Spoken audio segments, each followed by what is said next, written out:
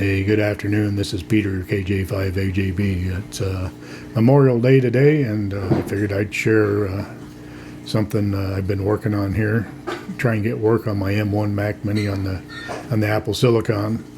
That's the Kenwood app for operating the Kenwood from your PC under Windows 11. I'm going to be running it in Parallels, and so I figured I'd see what I can show you how I got it set up. So let me switch scenes here to my desktop. There we go. So the first thing I'm going to do is I'm going to launch Parallels here.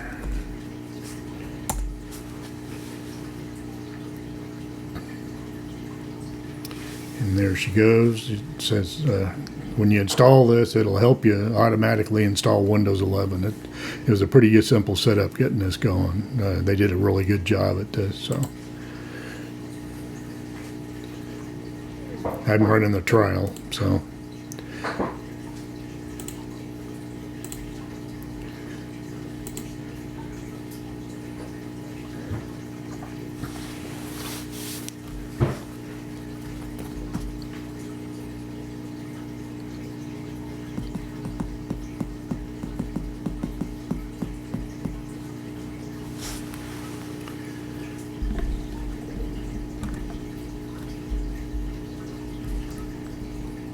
Alright, so one of the things you got to give Parallels access to your device here. So you see here I have connect to the Silicon Lab USB to UART. Okay. Then after that you have to figure out how to get Windows to recognize the same port.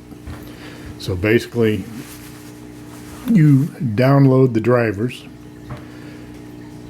from the Silicon website for Windows, and it comes up in your it'll download and unzip into your Mac downloads folder when you do it. You can do it within the Windows using Edge or Chrome, whatever you decide to set up in there. And then what you have to do is you need to move that to the C drive for Windows 11. So what you do is you go into the File Explorer folder here, and you open that up.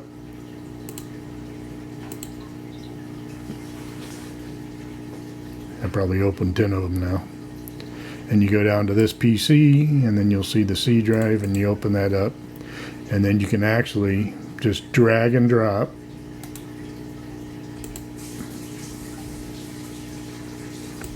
I'll show you with the zip file. You can just drag and drop,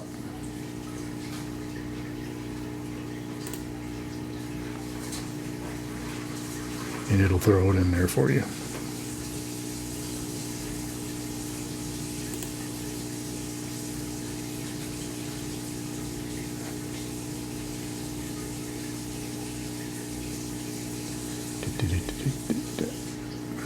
Alright, so once you do that, you're going to want to open the folder up for the driver.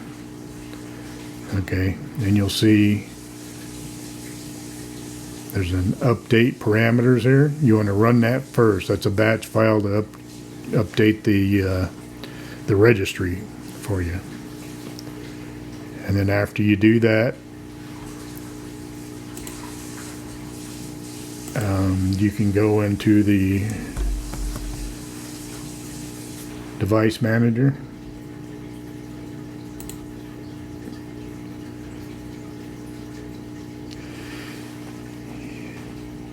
and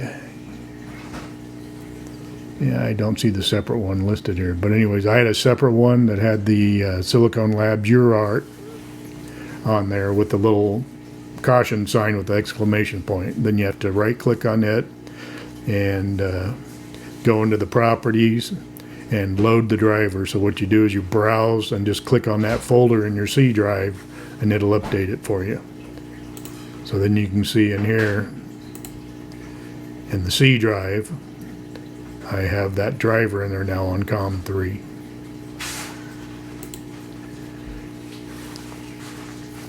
Then all you have to do is install the Kenwood ARCP file for what radio you're using. I've got the 590 SG. And I launch it.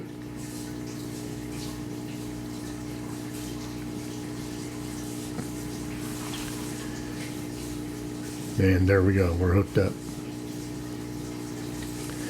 So, let me go in here. Where's, it's not it. Control.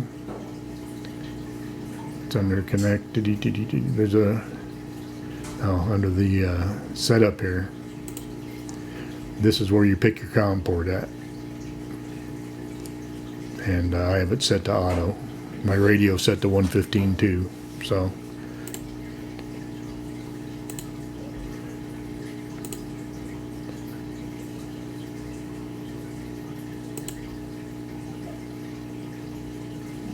All right.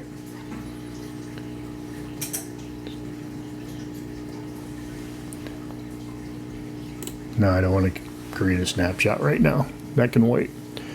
So now if you see, if I turn the knob on the radio, you can see it updating here. You can go in here and change bands. 21. Let's go back to 7. If you want to go up, you can either do this, or you can actually twiddle the knob here. It's easier. I find it easier to do this. You can change this here to whatever factor you want it to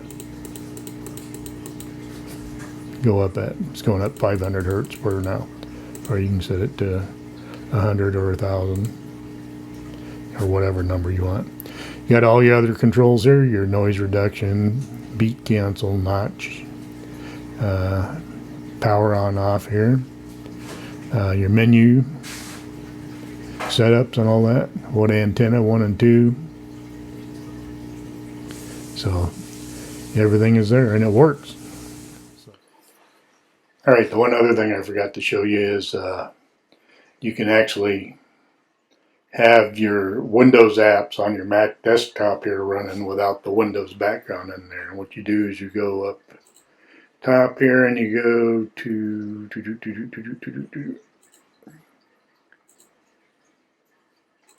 Window device. Let me find it here. Actions. Oh, under View, go to Intercoherence mode. Okay. And there you go. So now you can have your other Mac apps open at the same time. And that app only takes up that spot there. So like if I have my NetLogger open, it's on the left, that app's on the right, and it still functions. So that's pretty cool too. All right, enjoy.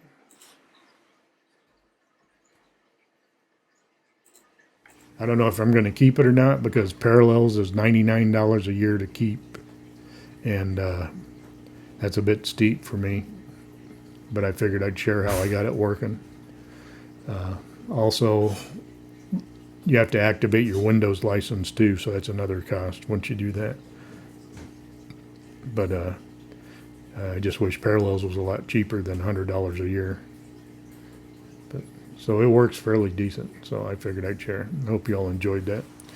Don't forget to like and subscribe, and good luck in getting yours going if you're going to try this. This is Peter, KJ5AJB, and I'm signing off.